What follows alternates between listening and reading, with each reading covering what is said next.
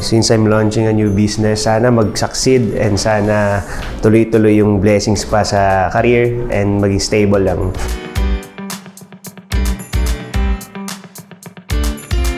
If ever na mag-succeed yung business, gusto ko sanang magkaroon ng charity din na tutulungan. As of now, syempre mahilig ako sa pets, sa mga fur babies. So, isa yun sa mga ina-eye ko. And of course, marami pa tayong pwedeng tulungan eh. So, later on, yun yung gusto ko ma-achieve. Syempre, binabati ko kayo ng Merry Christmas and of course, sana ay happy ang family and sana good health lahat at advance Happy New Year na rin. God bless guys! Merry Christmas mga kapuso!